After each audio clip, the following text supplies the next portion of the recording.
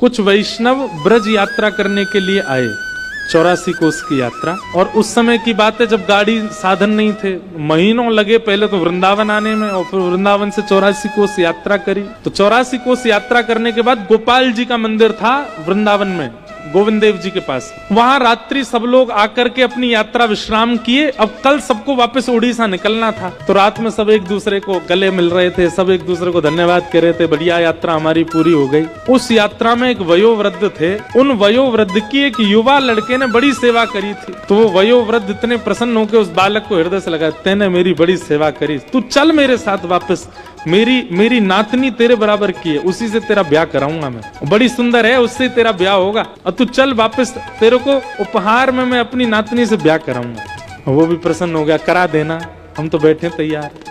जैसे ही पहुंचे उड़ीसा, तो उन वयोवृद्ध ने अपने घर पे जाके कहा कि भाई यात्रा में एक बालक मेरे साथ था और उसने मेरी बड़ी सेवा करी, मैंने ये हमारी बिटिया है, इसके लिए वही ढूंढ रखा है, उसी से ब्याह कराना है। तो घर के कई लोगों ने नाराजगी कर दी, घर के कई लोग मना करने लगे, नहीं नहीं नहीं, वो तो ऐसा है, वो तो ऐसा है, उसके पिताजी ऐसे, और घर के सब लोग विपक्ष में आ गए कि नहीं, उससे ब्याह नहीं होगा।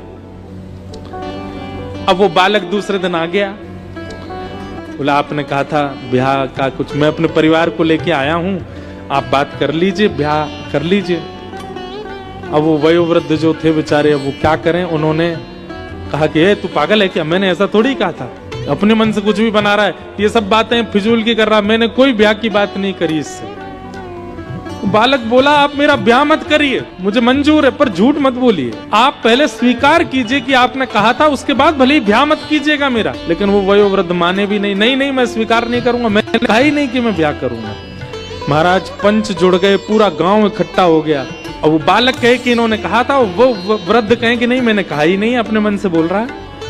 तो पंचों ने कहा भैया देखो, इन्होंने तुमसे कहा कि अपनी नातनी से ब्याह करेंगे, तुम दोनों के अलावा किसी तीसरे ने बात सुनी थी तुम्हारी?